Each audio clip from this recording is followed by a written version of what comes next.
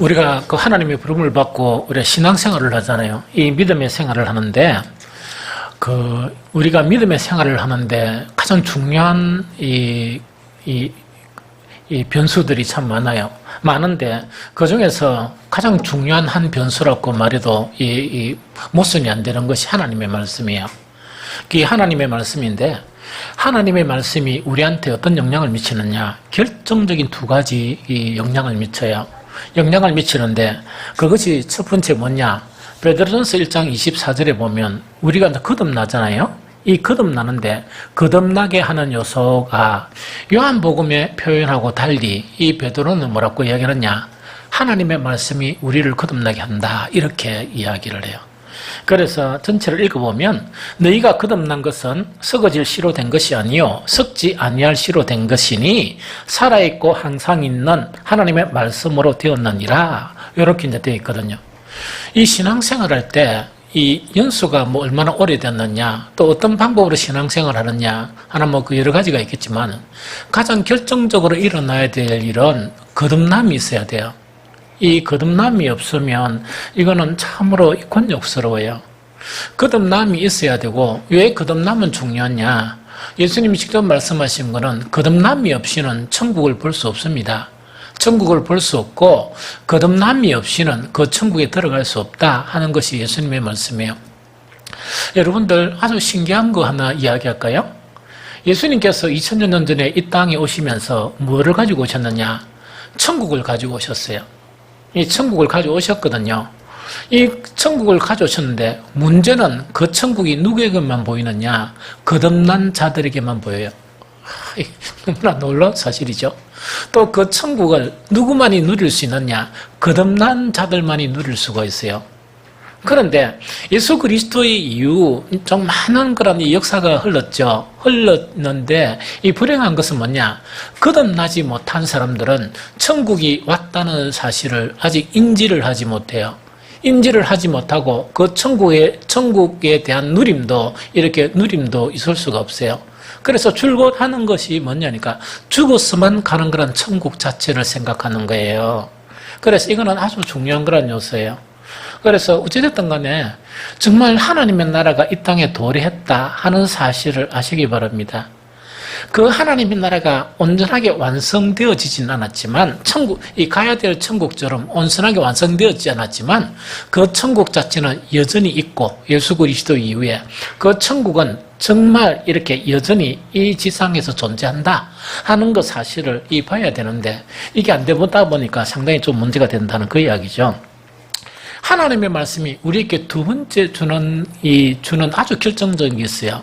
하나는 우리 신앙에서 가장 중요한 거듭남이 있어야 된다. 그 거듭나는 것은 말씀으로 거듭난다 하는 그 이야기죠. 두 번째는 바로 뭐냐니까 이 하나님의 사람으로 온전하게 된다는 그 이야기죠. 말씀이. 그런데 이거를 이래 받아들이면 이 스트레스가 쌓여요. 이게 뭐냐? 이 하나님의 말씀으로 온전하게 된다 하니까 더 완성되어져 가야 되고 더 완전해져 가야 되고, 이렇게 받아들이면 조금 혼란스럽기도 하고 조금 힘들기도 해요. 그런데 하나님의 사람으로 완전케 된다는 걸 이렇게 생각하면 돼요. 하나님께서 우리를 죄 가운데 있는 우리를 부르셨죠. 구원을 하시죠. 구원을 하시면 하나님의 그 구원이 그 사람에게 완성되어져 간다, 이래 받아들이면 좀 쉬워요. 그 사람에게 완성되어져 가면서 그 완성되어져 가는 그 구원받은 사람의 실상을 어떻게 표현하는가, 완전한 사람이라고 표현해요. 그럼 완전의 그런 목표치는 누구냐? 우리와 동일하게 육신을 입고 이 땅에 하신 예수 그리스도를 통해서 구원의 완전한 사람을 보여주시는 거예요. 그러면 그 구원의 온전한 부분까지 내가 변해져 간다, 이렇게 돼야 되는 거예요. 하나님의 말씀이 바로 우리를 그렇게 하나님의 사람으로 온전하게 만들어져 가는, 그것을 뭘 하느냐, 말씀이 그 역할을 한다는 그 이야기예요. 그래서 바울은 디모데후서 3장 16절 17절에 이렇게 표현하죠. 모든 성경은 하나님의 감동으로 된 것으로 교훈과 책망과 바르게 함과 의로 교육하에 유익하니 이는 하나님의 사람으로 온전하게 하며 모든 선한 일을 행할 능력을 갖추게 하려 함이라, 이렇게 이제 말씀을 하고 있어요. 자, 그런데 이 두 말씀 앞에 우리는 항상 써야 돼요. 우리 모두는 이 두 말씀 앞에 써야 되죠. 그런데 이 그리스도인들이 이 두 말씀 앞에 서면 여러 가지 변화가, 여러 가지 현상이 나타나요, 사실은. 여러 가지 이제 현상이 나타나는데 그 현상을 이렇게 탁 보면 재밌어요. 왜냐니까 그 신앙의 수준에 따라 반응이 달리 나타나요. 그런데 그 반응을 다 이야기하고자 하는 게 아니고 오늘은 진실된 믿음을 가진 자, 오늘은 진정한 믿음을 가진 사람들은 이 말씀 앞에 서면요, 큰 근심에 빠지게 돼요. 또 잠깐 이 혼란에 빠지게 돼요. 어떤 혼란에 빠지게 되는가 하니까 이 말씀이 나를 거듭나게 해야 되는데 아무리 노력해도 내 힘으로 안 된다 하는 한계성을 발견하는 거예요. 뿐만 아니고 이 말씀은 하나님의 사람으로 나를 온전케 해가지고 나를 변화시켜야 되는데 내가 막 이렇게 선교해서 배웠던 큐티를 열심히 하고 그 다음 책도 뭡니까? 이 필독스 해가 그런 책도 많이 읽고 이랬는데 옛날의 내 모습이나 지금의 내 모습을 보면 별로 변한 게 없다 하는 그런 생각 앞에 정말 주님 앞에 근심하고 절망할 수 있는 그런 상황에 빠져요.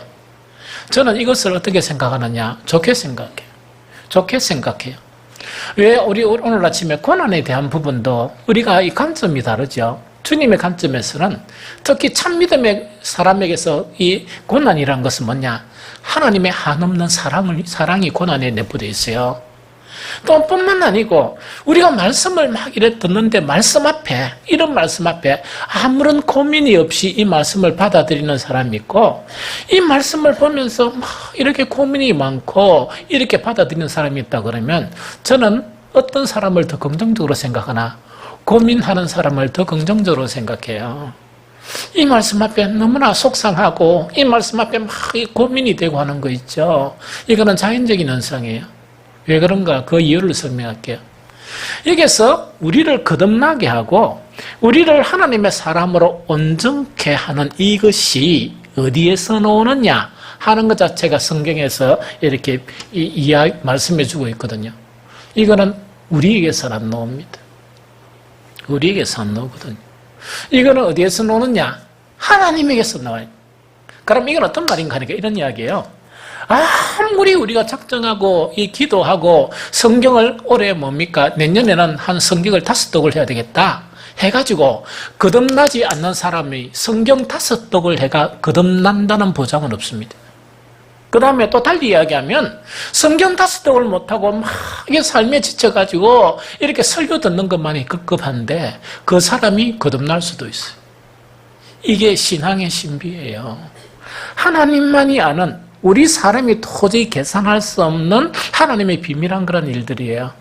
왜냐? 거듭난 것은 누구의 권한이고 누구로부터 나느냐?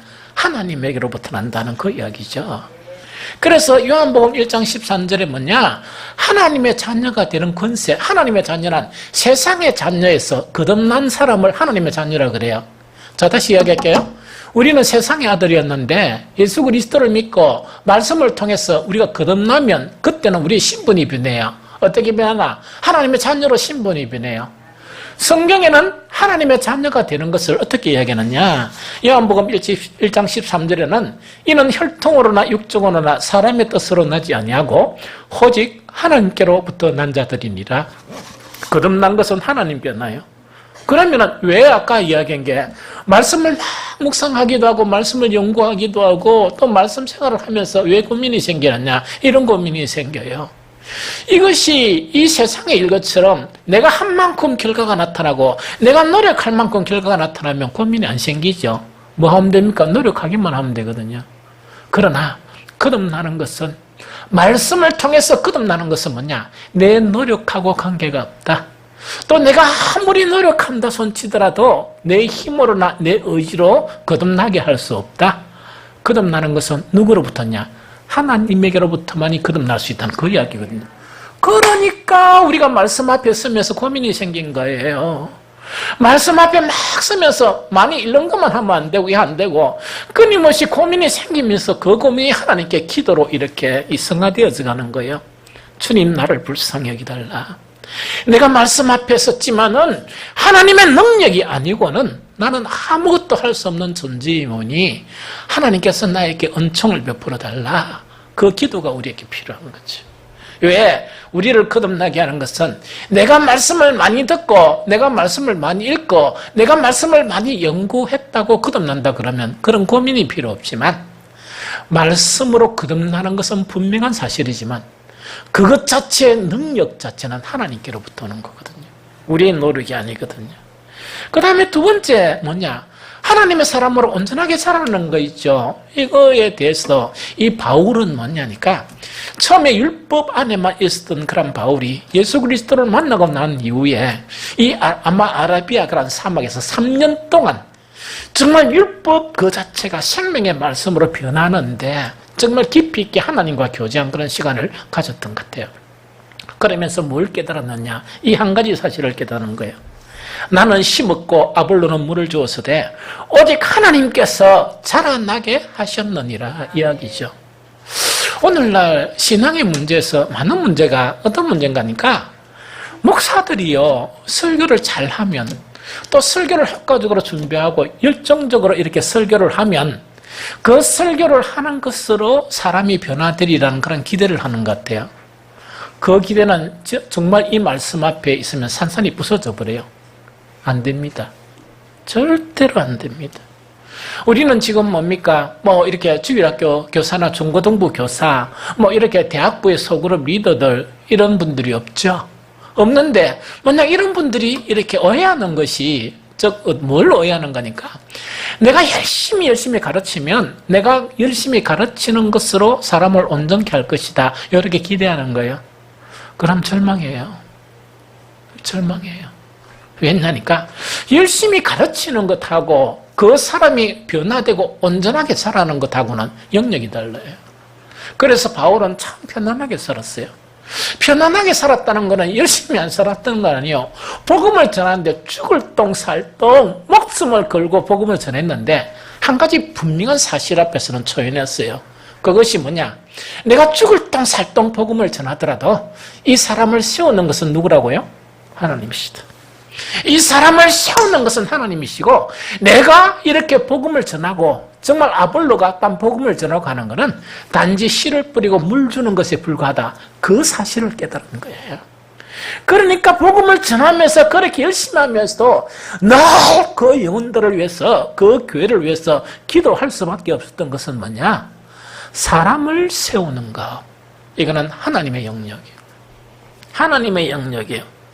그래서 우리는 뭐냐니까, 하나님의 말씀 자체가 사람을 거듭나게 하고 하나님의 말씀 자체가 사람을 세워나가기도 하지만, 여러분들을 스스로 세워나간다 하는 것에 대한 여러분들의 기대를 가지면 안 돼요.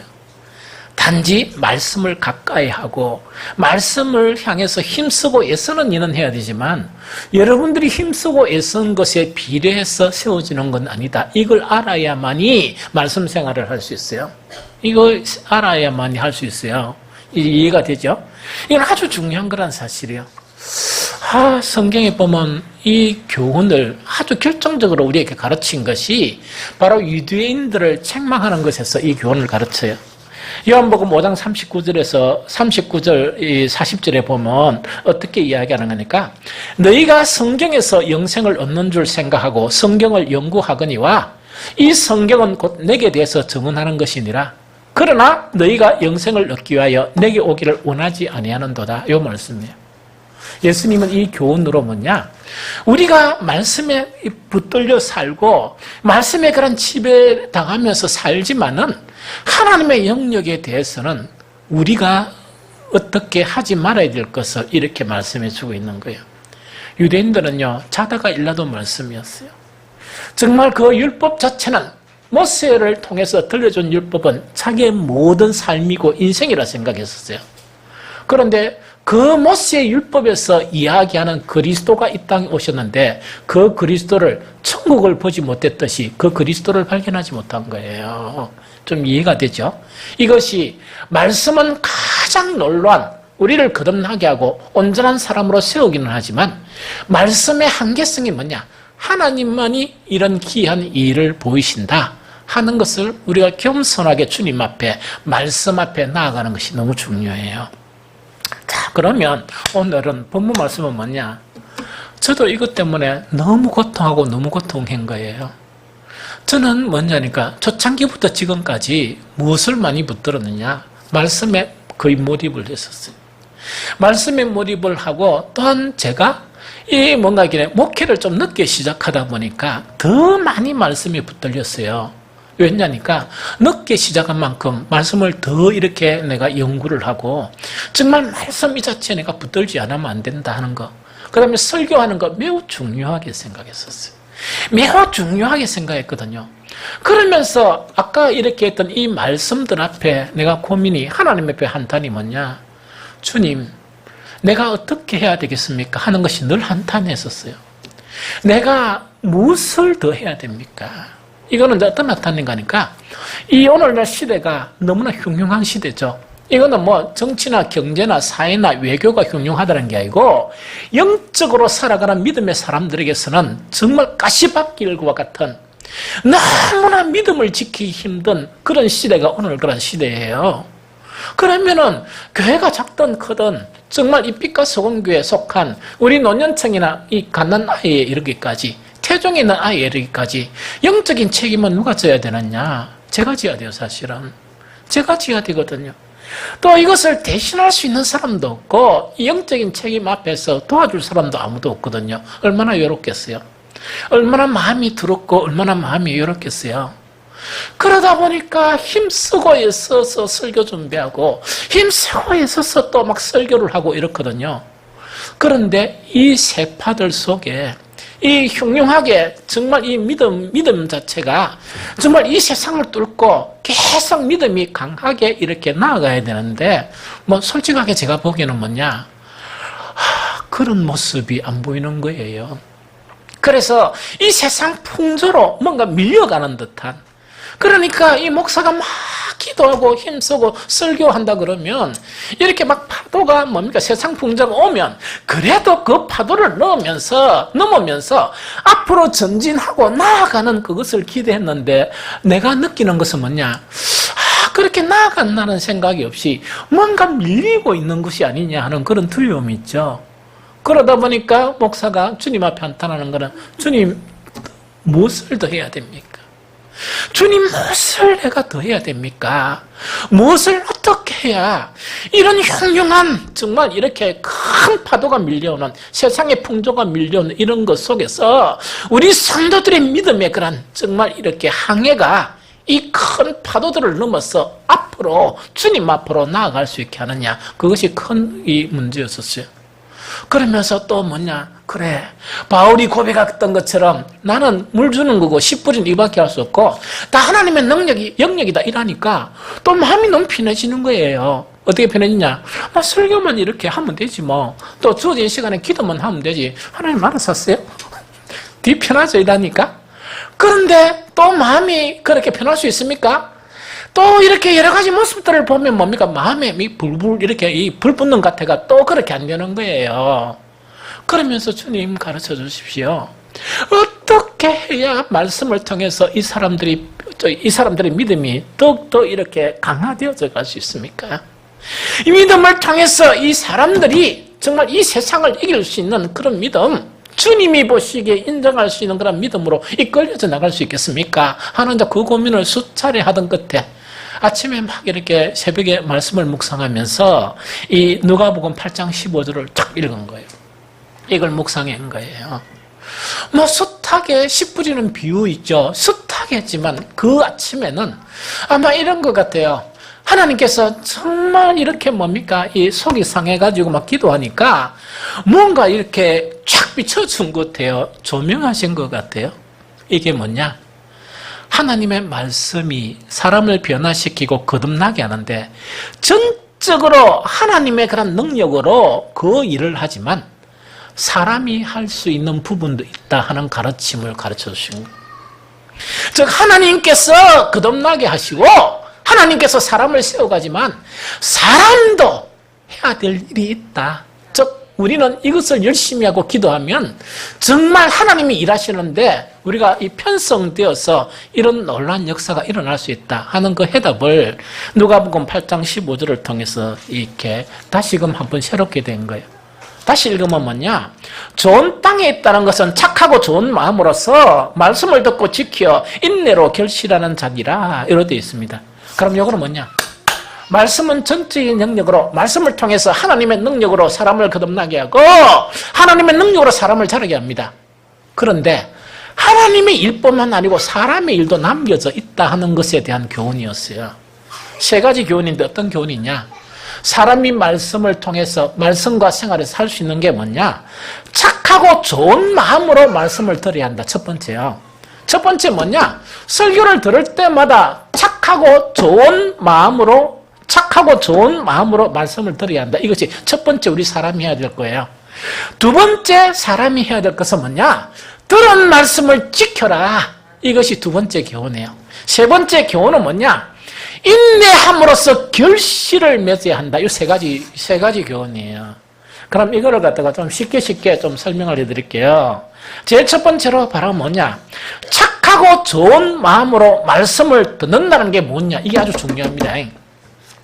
요즘 여러분들 느꼈는가 모르겠지만 제가 이 나이에 요새 뭐 하는가니까 아침 산책이나 온천천 산책을 할 때 뭐 들은 분도 있죠. 옛날에는 뭘 듣는다거나 또 사람들이 뭡니까? 이 음악 틀어가 이렇게 가죠. 그럼 내가 억수로 좀 짜증이 났어요. 왜냐니까 이 주님을 묵상하는 이 산책길에서 왜 시끄럽노? 이래가지고 막 했어요. 한 번씩 사모도 뭐냐니까 목사님 이거 들어봐 이러면 내가 거부했습니다. 왜 거부했느냐? 아침 산책하면서 주님을 묵상하는 이 시간을 방해하지 말라는 거였거든요. 그런데 요새 산책하다가 만났는가 모르겠지만은 제가 휴대폰 사면 주는 이어폰 있죠? 이어폰을 한 번도 안 쓰고 어디에 있는지도 모르고 있는지도 모르고 이랬어요. 그런데 한날은 뭐냐? 우리 뭔가를 정리를 하다 보니까 포장도 안 뜯은 이어폰이 있죠. 그걸 발견한 거예요. 그럼 그 앞에는 뭐 했느냐? 하얀 이어폰인데 그거 정체가 사모 건지 내 건지 잘 모르겠는데 어쨌든 사모가 딱 찾아오고 있으니까 제가 뭡니까? 사정을 해가 이거 좀 가져간디? 허락받고 가져갔어요. 그래서 이거 하나 사야 되겠다 이랬는데 하나님께서 그 포장도 안 뜯은 그 다음에 사모가 가지고 있는 거 허연 거예요. 허연 거를 주렁주렁 달리니까 참 보기 싫은 거예요. 그래서 세련되지 않은 허연 거 말고 까만 게 하나 있었으면 좋겠는데 까만 게 포장도 안 되고 딱 있는 거예요. 그래서 딱 키워보니까 들리는 거예요. 그런데 비밀한 걸 이야기하지만 그 사모 안 주거든지 더 고급인가 봐요.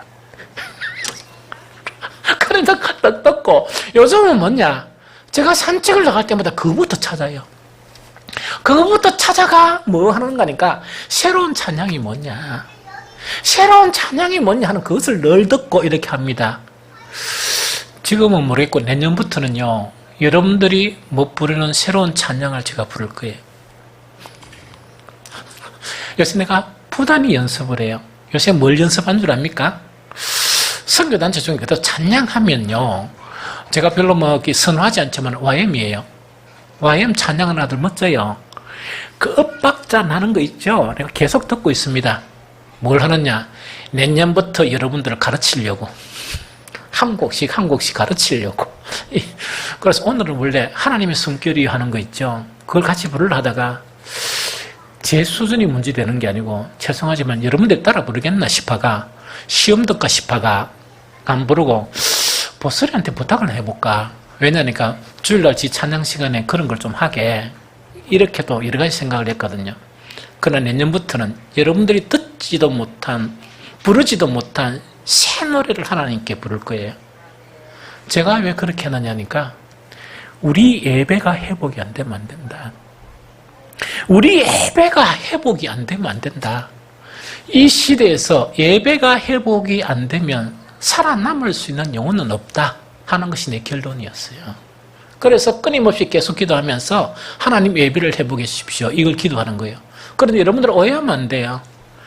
내가 이 예배를 회복해야 된다는 것이 뭐냐? 우리 예배가 여러 가지가 있죠. 여러분들이 다 참석하라는 그런 게 아니고 여러분들이 상황과 형편에서 어떤 예배에 어떤 횟수로 참여하더라도 그 예배가 신령과 진정의 예배가 되어야 한다는 것이 내 생각이에요.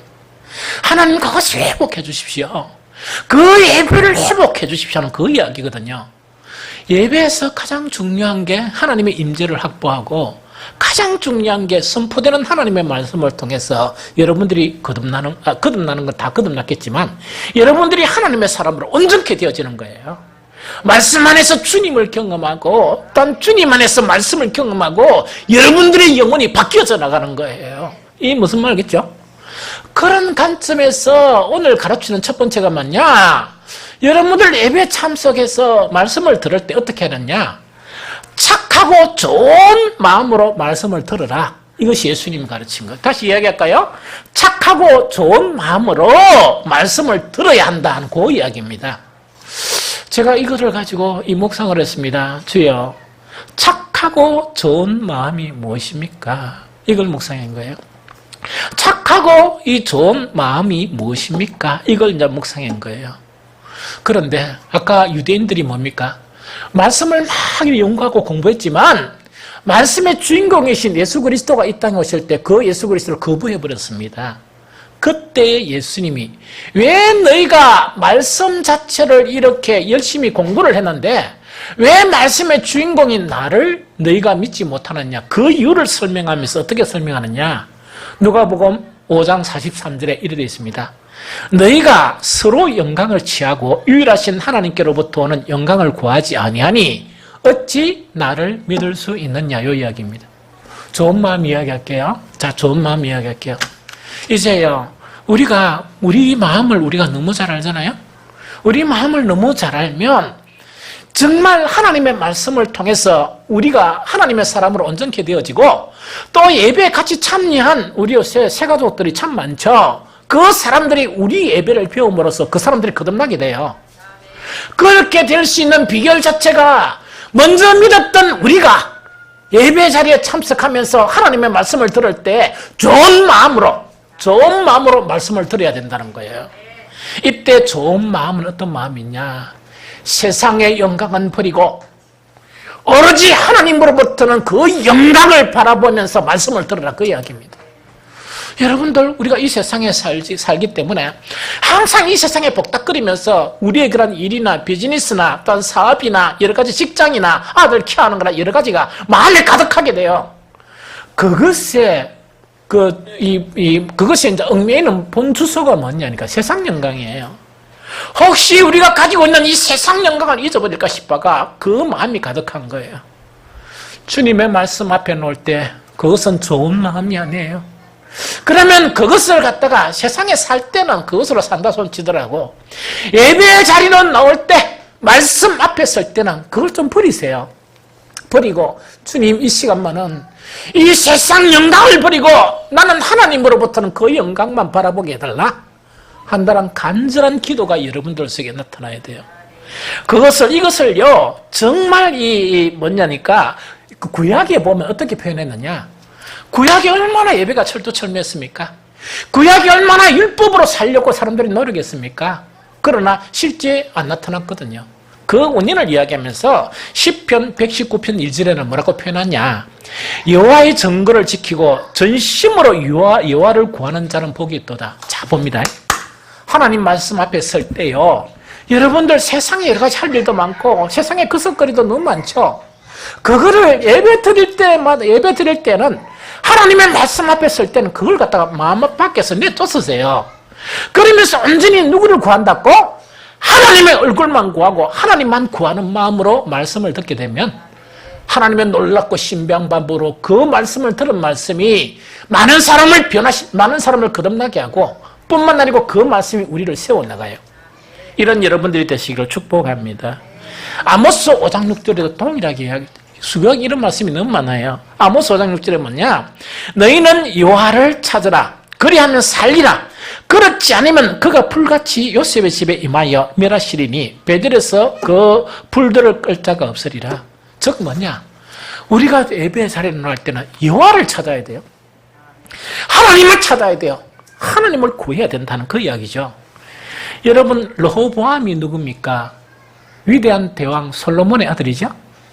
솔로몬의 아들 자체가 정말 이 역대기에 보면 어떻게 됐는가 하니까 3년 동안 형통했다. 이렇게 돼 있어요.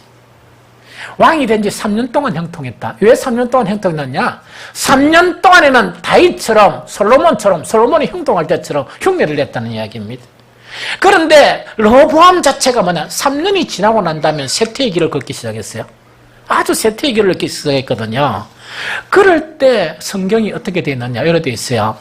역대하 12장 14절에 보면 르호보암이 마음을 오로지로 하여 여호와를 구하지 아니함으로 악을 행하였도다. 이렇게 되어 있습니다. 제사는 그대로 있고 이랬거든요. 그런데 정말 하나님 앞에 나갈 때 온 마음 온전히 하나님만 구해야 되는데 그걸 안 구하다 보니까 패망한 길로 걷게 됐다는 그 이야기입니다. 정리할게요. 여러분들 착하고 좋은 마음으로 말씀을 듣는다는 이야기예요. 여러분들을 세상에 살던 그런 모든 문제나 걱정, 근심, 추구하는 모든 것을 주님 앞에 놓을 때 비우세요. 그런다고 저 세상에서 그 일을 하지 말라는 건 아니에요. 주님 앞에 놓을 때는 그 마음을 피우고 온전히 여호와 하나님만 바라보는 그 마음. 이 세상의 영광을 바라보지 말고 뭘 기대하느냐? 나는 이 예배의 시간에 나는 오로지 하나님께로부터는 영광만 나는 바라보겠다. 그런 마음이 되게 해달라. 이러면 말씀이 능력이 나타나요. 그 말씀 들은 말씀이 여러분들 속에서 하나님의 놀라운 능력과 함께 여러분들을 변화시키고 여러분들 이 세상 속에서도 하나님의 그런 구원 자체가 더욱더 강하게 나타나는 것을 체험하게 됩니다. 이런 경험과 체험을 가진 여러분들이 되기를 예수 그리스도 이름으로 축복합니다. 두 번째 뭔가 하니까 예수님이 쉽게 가르치는 것은 들은 말씀을 지켜라 이야기입니다. 다시 이야기할게요. 말씀을 들었죠?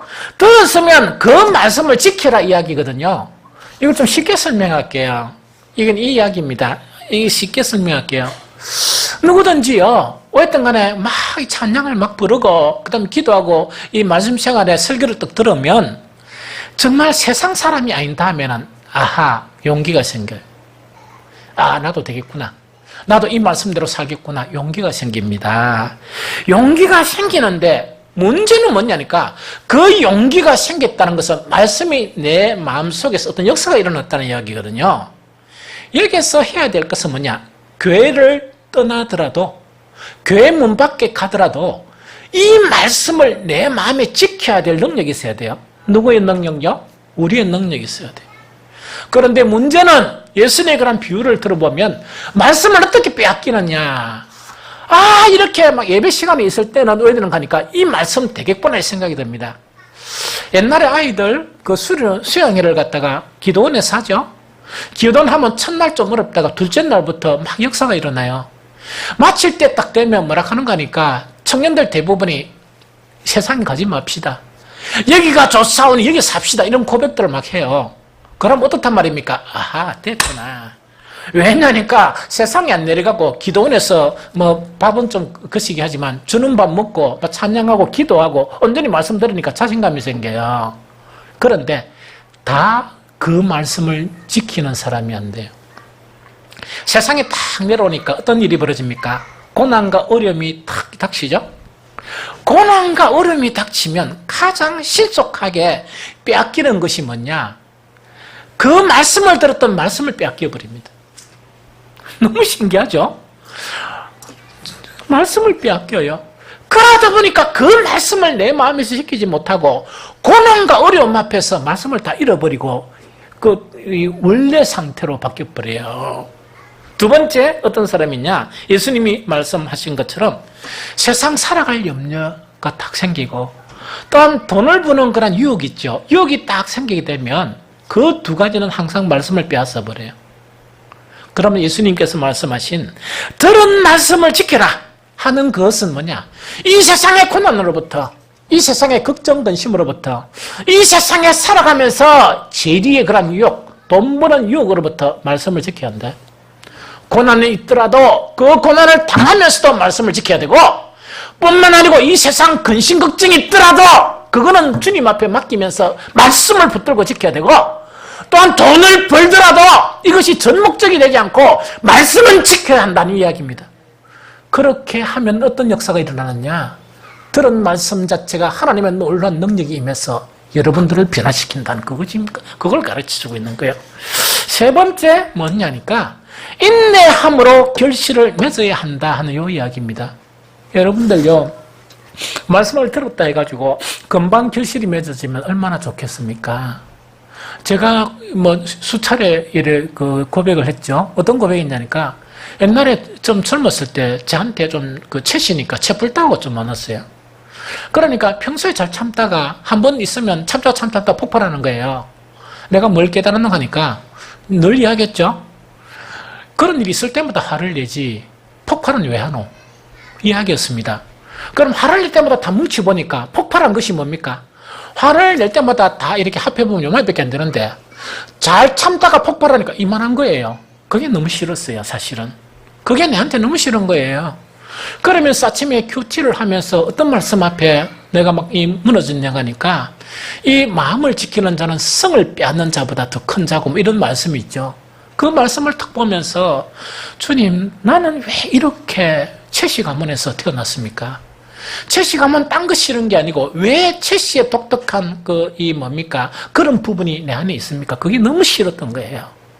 그러면서 그 말씀을 가지고 기도했는데 그 젊은 청년 시대를 어느 날은 울부짖으면서 기도했어요. 너무 싫어가지고 울부짖으면서 기도하고 또 기도하고 또 기도하고 있는데 한 2년 기도해도 별로 안 바뀌더라고요.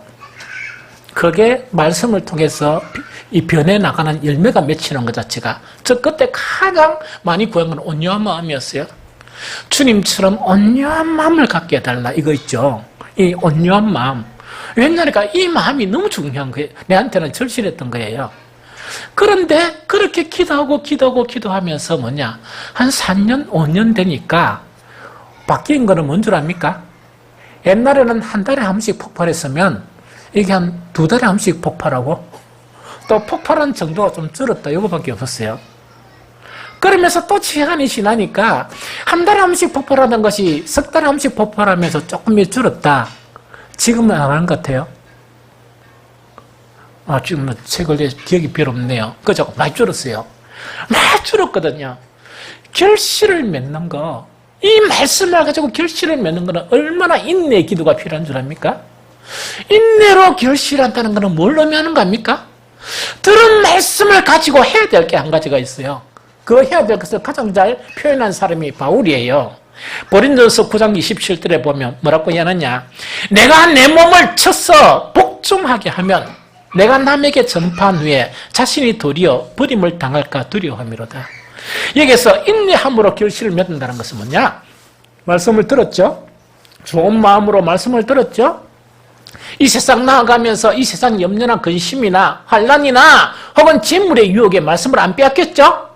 그러면 말씀이 내 마음속에 있죠? 이 말씀대로 살려는 그런 끝없는 몸부림, 이 말씀을 가지고 내가 내 스스로를 치는 그런 몸부림, 이것이 인내로 결실을 맺는 과정이에요. 이해가 되죠? 이렇게 하면 어떻게 되는가? 우리가 변하는 거예요. 여러분들, 왜 그리스도인들이 교회는 화려하게 변하지만 왜 욕을 계속 먹고 있는 줄 압니까? 옛날 우리의 그런 선배 사람들은 교회는 보잘것없고 또한 여러 가지 예배나 단순하고 화려한 찬양은 없었지만 욕먹지 않았고 그 당시에 세상 사람들에게 영향을 미쳤어요. 영향을 미쳤는데 요즘 왜 그래 못하는 줄 압니까? 여러분들, 인내로 결실을 맺는 것보다 화려한 프로그램을 만드는 것이 쉬워요.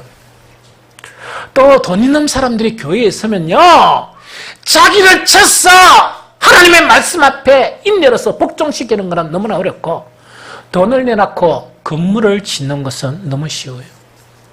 즉 뭐냐? 이렇게 좁은 문의 길을 택하는 것이 아니고 넓은 길을 택하는 그것 때문에 그렇습니다. 그래서 오늘날 많은 목회자들이나 많은 그런 평신도들의 그런 지도자들이 왜 욕을 먹고 있느냐? 말씀을 가지고 말씀을 지키고 인내로서 결실을 맺고자 하는 그 시도는 안 하고 다른 것으로 외향을 이렇게 보이기를 좋아하는 사람들이 많은 거예요. 그러면서 그 내면 속에는 세상을 사랑하고 그 내면 속에는 주님보다 더 세상을 택하는 그런 것 때문에 교회는 큰 교회가 많아지고 화려한 교회가 많아지지만 이 세상에 영향력을 미칠 수 있는 그 신앙은 없어지는 거예요. 그걸 지금 이야기하는 거예요. 오늘 정말 주님께서 하신 그 한 구절의 말씀이 있죠. 이 말씀은 오늘날 살아가는 우리 그리스도인들이 어떻게 살아야 되느냐 하는, 또 어떻게 우리가 새로운 다짐으로 살아야 되느냐 하는 그거에 대한 지침이에요. 우리는요, 외향만 가지고 혹은 우리의 몸만 가지고 주님 앞에 나아가는 거 이제 고쳐야 돼요. 이제는 전적으로 우리의 몸과 마음을 가지고 주님 앞에 나아가야 돼요. 이제는 멀어졌던 그런 말씀 앞에 우리는 다시금 나아가야 됩니다. 그래서 하나님께서 하나님의 능력의 말씀으로 우리를 변화시킬 수 있도록 우리는 이 말씀 앞에 정말 좋은 마음을 갖고 말씀 앞으로 나아가면서 이 말씀을 우리가 지키고 이 말씀 자체가 열매가 나타나도록 우리 자신을 쳤어 복종하는 우리의 그런 힘 있는 우리 조상들이 살았던 그런 신앙생활을 본받으면서 살아야 돼요. 이 세상을 변화시키지 말고, 이 세상은 변하지 않습니다. 여러분들을 변화시키십시오. 이 세상을 변화시키지 말고 우리 빛과 소금교를 변화시키기 바랍니다. 그래야 우리의 살 길이고, 그래야 그것 자체가 바로 우리를 온전한 신앙으로 이끄는 그런 비결이다. 오늘 이 말씀이 여러분들의 신비에 새겨지기 바랍니다. 오늘 이 말씀이 설교에 들은 말씀으로 끝나지 아니하고 예수님의 말씀이 되어서 여러분들의 남은 일생이 이 말씀이 귀한 교훈이 되기를 바랍니다. 오늘 이 말씀이 여러분들의 말씀 생활을 이끌어 나가기를 바랍니다. 그래서 우리가 다시 회복이 되는, 다시금 하나님의 영광을 이 세상에 나타내 보이는 저와 여러분들이 되어가시기를 예수 그리스도 이름으로 축복합니다.